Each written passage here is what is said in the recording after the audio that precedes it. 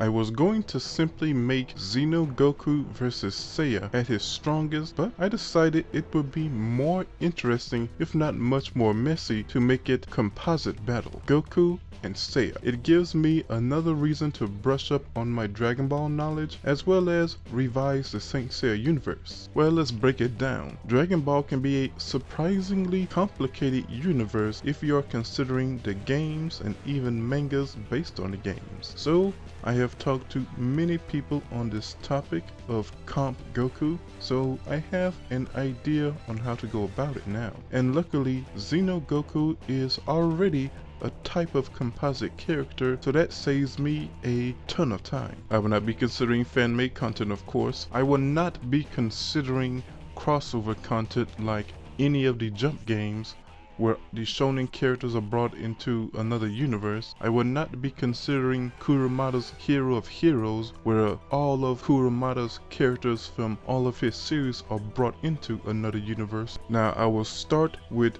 Goku, listing the noteworthy abilities, and by noteworthy I mean what really matters in battle and what you likely should know. I don't need to tell you that Goku can fly. Now, a comp Goku would have every technique from the games, manga, and anime. And of course abilities. Abilities like teleportation via instant transmission, transformations which act as stat amplifications, can use God Kai to form a scythe capable of cutting space, can multiply himself via his scythe forming clouds that turn into tangible versions of himself. Though they are not nearly as powerful or as durable, they can reform, can attack pressure points. If you can already tell, Goku Black counts as a version of Goku. Actuality, resistant to time-altering effects, resist fate manipulation, can get stronger during fights, regeneration, time manipulation, can travel through time, automatic reaction via ultra instinct, energy manipulation, can nullify energy blast and resist power nullification. Kai has been stated to reduce characters down to the atoms, and sealing abilities. Goku can seal you between time-space with a key sword, subatomic destruction, quantum matter manipulation via Hakai, life force absorption, barrier creation, reality warping, existence ensure, resistance, dimensional creation and manipulation, reactive evolution, Saiyans get stronger in and out of battle. Now, going into attack potency, Kid Buu was a threat to a dimension the size of many galaxies. Broly was stated to be able to destroy galaxies. Fuse Zematsu was absorbing a universe and potentially timelines. Multiple characters in the series of Dragon Ball Heroes was a threat to the Dragon Ball Heroes multiverse, which is a large universe that consists of many to likely infinite timelines. Demigra was going to collapse the Dragon Ball Heroes universe, and Unleash Chronica was stopping the multiverse from collapsing.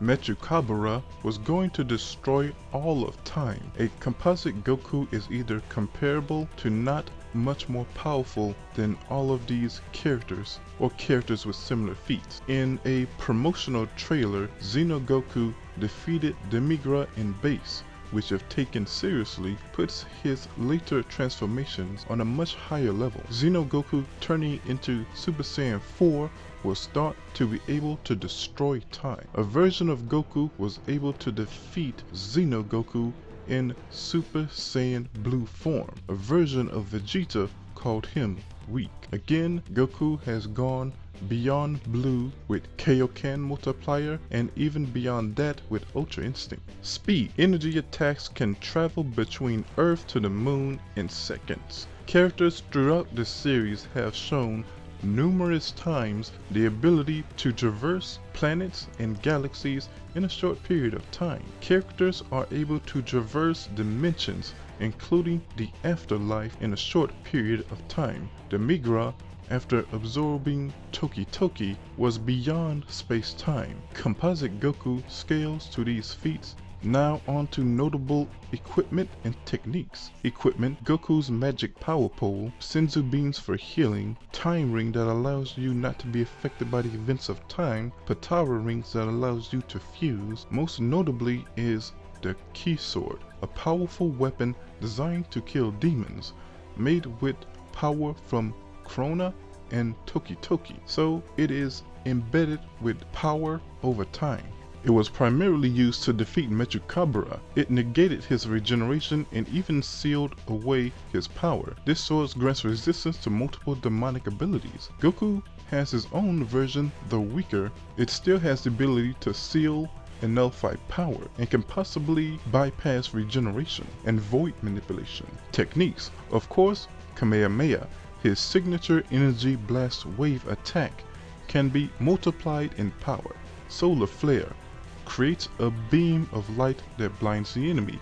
Dragon Fist, Goku loads his hand and charges forward with his fist, unleashing an energy seen as a dragon. Can be used in various ways. Destructo Disc creates sharp spinning disc of Kai, then throws it at his opponent. Works on stronger enemies. Hakai erases you completely, body and soul. Spirit Bomb gathers the energy from the surrounding area or universe. Can be used to empower himself. Black Ball creates a dark energy ball that explodes on impact. Intelligence, combat genius, knowledge of martial arts, many years of fighting experience against powerful enemies such as gods and demons, knowledge of time travel and multiple universes. And now for Seiya. No semi-composite version for him, so this will be a lot longer. Please stay with me. Starting with attack potency. A composite Seiya would be stronger than any Gold Saint in this series, stronger than all 12 Gold Saints combined, even in GodCloth, even stronger than the Olympian gods. Now let me explain. In the Saint Seiya novel Golden Age, written and drawn by every creator involved with the spin-off series, it states that Gold Saints can destroy a universe. A young Saint, Virgo Shaka, at full power, survived and hurt the Titan Dimension Iapetus, who created an infinite universe with his dunamis, absorbed giants, beings that stored universal power, and then his wife, who is comparable in power. Yet, the young but still powerful Gold Saint was able to hurt this being. Far transcends the power of Dragon Shiryu in the Hades arc, who had the Cosmo to redirect and survive the power of two Athena exclamations. Power of the Big Bang on a focused scale, but multiplied to infinity. His power would transcend the collision of two Virgo Saints who created and destroyed infinite universes. Now that's more or less peak human power. Now let's dip into divine power, the core of the biggest feats in the Saint Seiya universe done by gods. Kronos, destroying the infinite timelines, past, present, and future in Saint Seiya, as referenced in Omega and somewhat in Saint Seiya Show, Assassin, and Next Dimension. Hades, maintaining the underworld, a higher dimensional plane beyond the living world, and the dimension known as Yomatsu. The underworld is endless and a layered multi-dimensional space filled with multiple hell dimensions that are infinite and beyond space-time. He also controlled the super dimension, a dimension beyond the underworld that only gods can survive in, likely a higher dimensional space than even the underworld. And then we have Elysium, endless garden where Hades keeps his body. Ninth sense Iolia, possessed by Zeus, his power simply awakening nearly caused the destruction of multiple worlds, including the underworld, to be turned into a void, even though Hades and multiple Gold Saints were trying to resist it. In the end, it vanished once Zeus used his darkness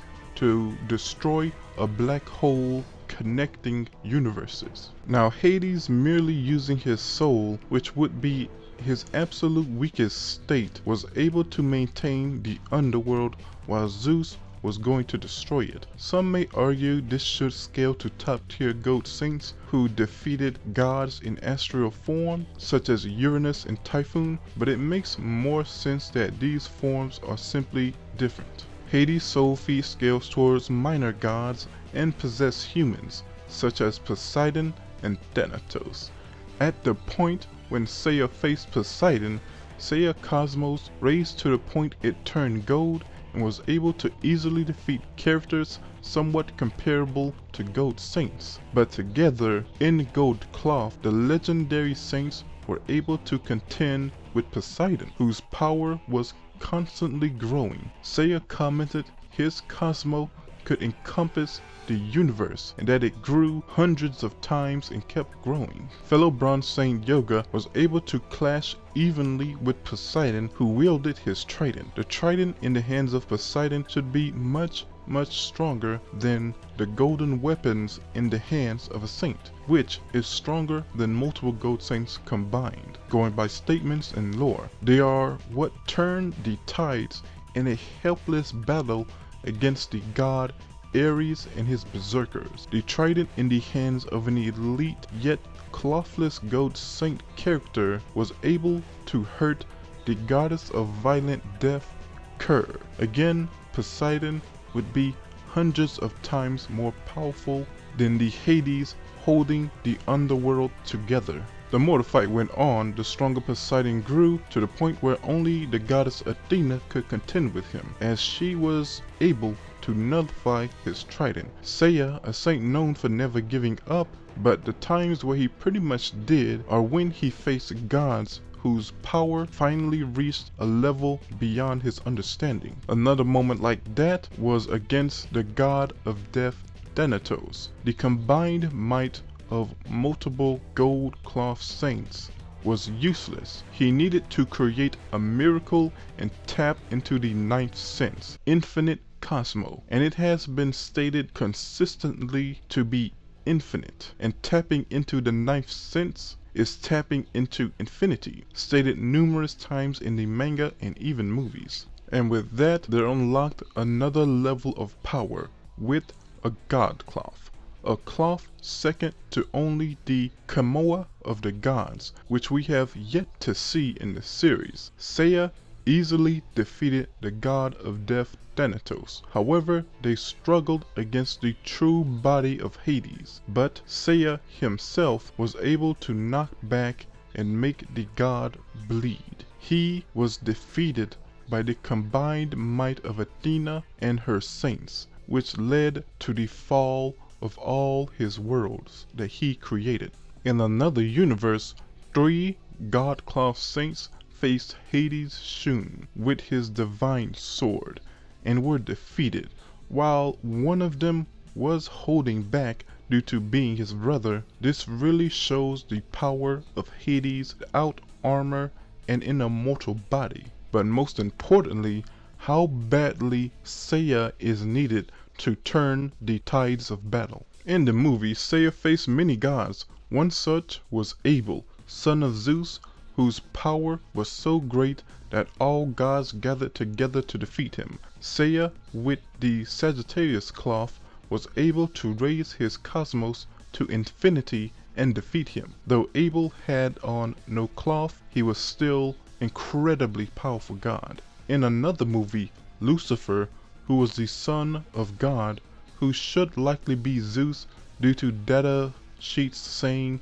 heaven is the same place as Olympus, and he tried to overthrow God and was sealed in a dimension known as Makai. It took the cosmos of Abel, the goddess Ares, and Poseidon to break him free, and Lucifer absorbed their souls. However, he was defeated by Seiya, raising his cosmos and the combined power of several gold saints, which should be similar to what happened to the gold saints during the Wailing Wall. In another movie, once canon to the manga, now to the Toei timeline, Tenkai of Heaven, Seiya faced Apollo, a god beyond anything Seiya has seen up to this point. And if you take promotional material seriously, he is stated to be the strongest god in all universes, which you can argue makes him second only to Zeus no matter the timeline or universe. And of course Kronos. Seiya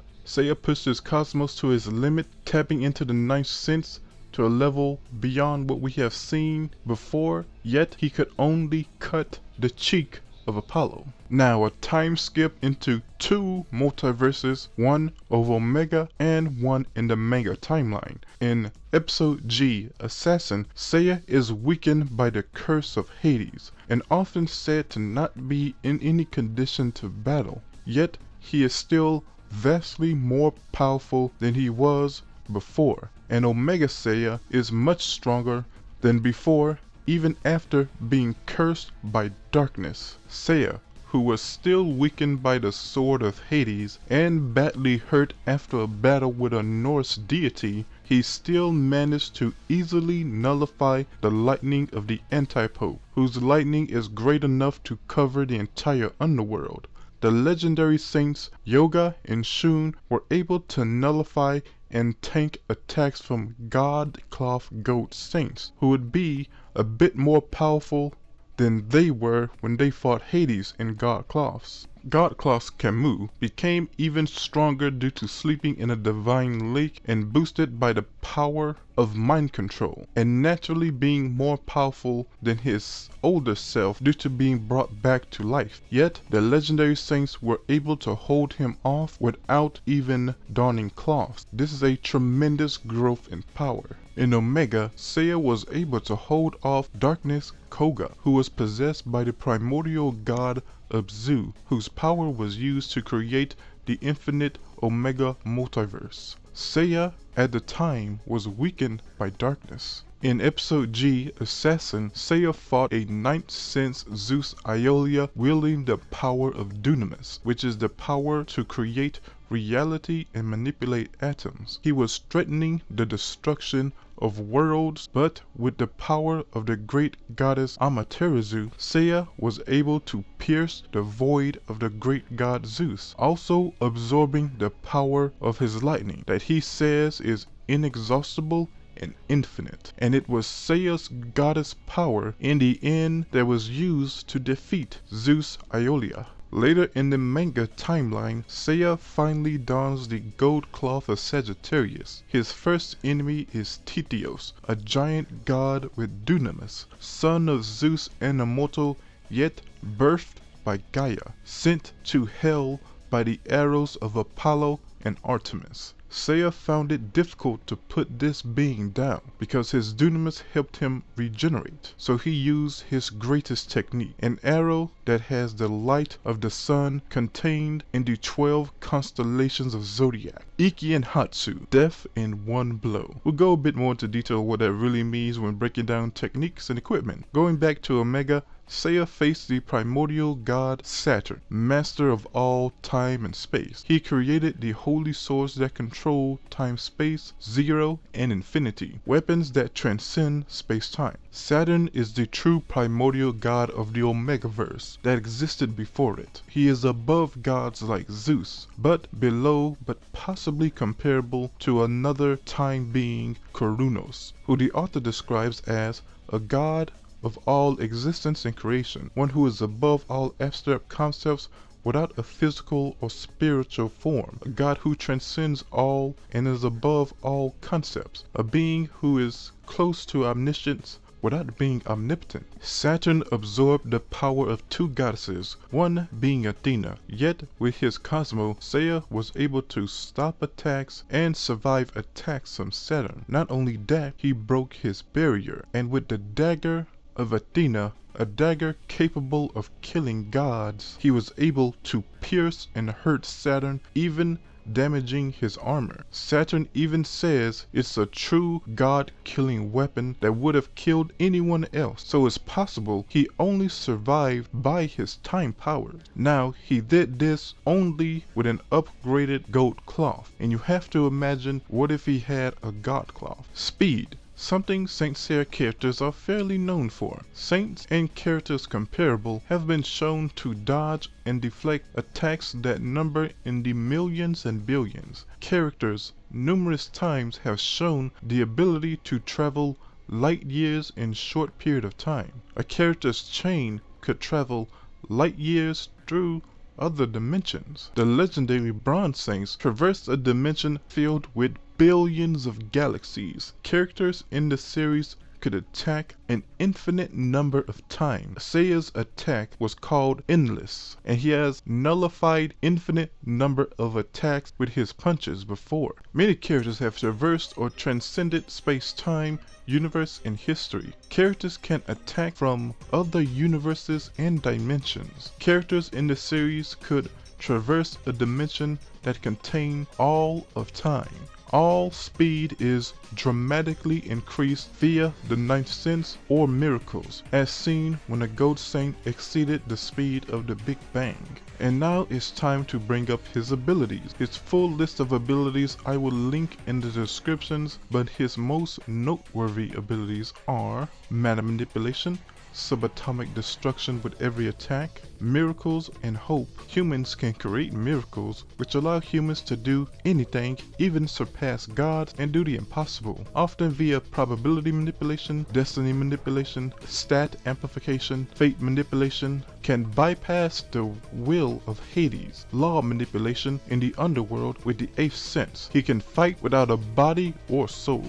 With the 8th sense, you can effectively come back from death, and it gives you the ability to have full control over your soul, which allows you to fight as you would normally if you had a body, even travel through time. In the case of the 8th sense in the Lost Canvas, you can become one with the universe. Reactive evolution. Seiya is often stated to get stronger as it gets knocked down. It is widely known that the same techniques does not work twice on a saint. Even pure energy attacks, power is reduced. Can attack the pressure point for bodily damage or healing. Extreme heat manipulation. A saint's cosmo literally burns and creates a heated aura around their body, and techniques can generate millions of degrees heat, likely infinite with the 9th sense. Existence ensure resistance. Resists being thrown into the void by Hades. Resisted being thrown into the void by the power of Zeus. Resisted conceptual erasure by the primordial god Pontos. Seiya has Ichor, which gives him greater resistance to existence ensure, immunity to the passive abilities of gods, greater resistance to time and spatial manipulation, greater actuality. He cannot be affected by time and history. Seiya, with every attack, can directly attack you via subatomic destruction and can affect anything, body, soul, even astral form, even beings on a higher dimensional existence with basic attacks. Macro quantum matter manipulation. Seiya is the embodiment of hope in Pandora's box. He will always win due to tapping into hope and the infinite potential of humanity. This was shown when his cloth evolved even beyond GodCloth, beyond infinity, when facing Odin's grandson. Finally, equipment and techniques. Every cloth he has had thus far. Pegasus God Cloth, Sagittarius Cloth and Bow, Japanese Goddess Cloth, which absorbs infinite energy passively, and Odin's God Robe and Sword. Golden Shield, which greatly increases the power of the user and of course adds defense. The power of the golden weapons was great enough to thwart Ares and his berserkers, who once easily defeated the saints, but after donning the weapons, the tide turned in their favor and they easily defeated his army, which consisted of demigods and of course himself, and it sent him into hiding in the underworld. Possibly the arrow of Athena, the strongest arrow that only Athena can stop. The golden dagger, which has the ability to negate immortality and regeneration, even to characters that has resistances to such things. More on this later. Techniques, of course, his most signature moves, Pegasus Susuken, combines all of the Pegasus Raishuken punches, which are infinite, into a single Cosmo Comet to deal higher damage at a single point. He should have every ability of the Sagittarius. Most noteworthy abilities are Shadow Arrow, a move where he pulls a Shikamaru and shoots an arrow at someone's shadow, paralyzing them. Infinity Break shoots an infinite number of arrows at millions degree temperatures, said to be able to even hinder gods. Rolling Crush grabs the opponent from behind, wraps them in his Cosmo, and sends them crashing towards the ground. Iken Hizatsu, one-hit kill. Power beyond that of the goat saints who sacrificed their lives to destroy the Wailing Wall, more powerful than the attack that destroyed Lucifer. It is very likely that this technique is the technique used by Aiolos to kill Zeus's true body and soul. Seiya can use this technique without sacrificing anything, meaning a Comp Seiya can basically one-shot any god, barring gods on the level of Kurunos. Intelligence, combat genius, knowledge of martial arts and weapons, including Kinpo and Iaido, can read multiple languages, a great deal of combat experience fighting stronger opponents, experience fighting and killing gods. And now I'm going to break down why I think Seiya would win, without sounding too biased. While I can argue which character is more powerful, I can certainly do that for Seiya, but right now I want to go over why I think Seiya would win in terms of hacks and abilities.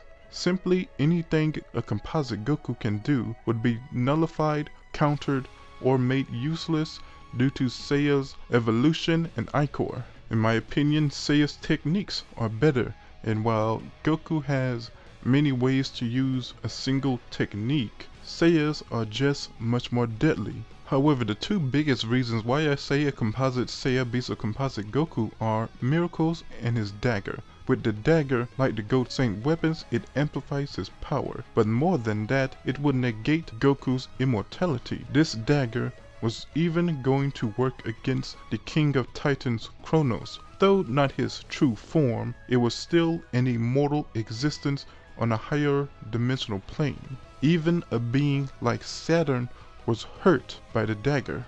Or to go into even more detail, the dagger can bypass various types of immortality, regeneration, and reincarnation, such as consciousness switching, reliant immortality, linking your immortality to an object, transitional immortality, characters whose true selves exist independently from the plane where they can be killed. Gods in Saint Seiya are like conceptual existence, and destroying them also means destroying their concepts, what they build, what they created, and what they represent. They live because of the concept, so they are regenerating after conceptual destruction. Yet they all recognize the dagger as a true god-slaying weapon. And of course, miracles.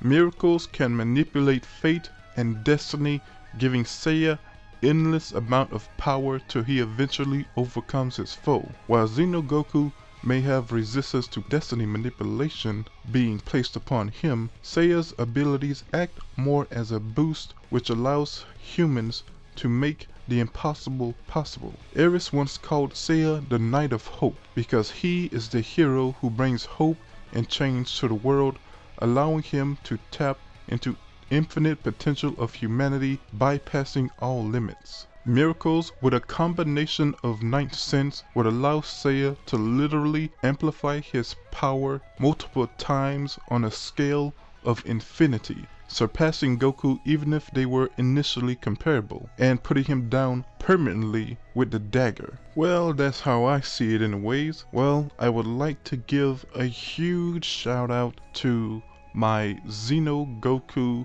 expert researchers and proofreaders, The Knight, please subscribe to him. On Discord, I would like to thank Caniflex. I would also like to thank Godzilla, King of Monsters. Now, For Seiya, I would eternally like to thank my constant researcher, TheUltimateSeiya, sometimes goes by Ken. I would also like to thank for more of my Seiya research, as well as Xeno Goku, Aiden and Terrence. Thank you all. And as for Ken, I hope you're still recovering and getting well from coronavirus. Please get better, my friend. Thank you all for helping me make this video. It took a lot of time and revision, but I hope everyone enjoyed this.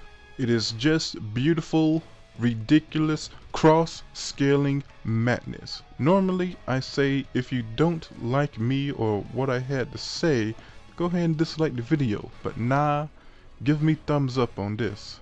Anyway, please feel free to give me your thoughts in the comments section, and please remember to like and subscribe. Later.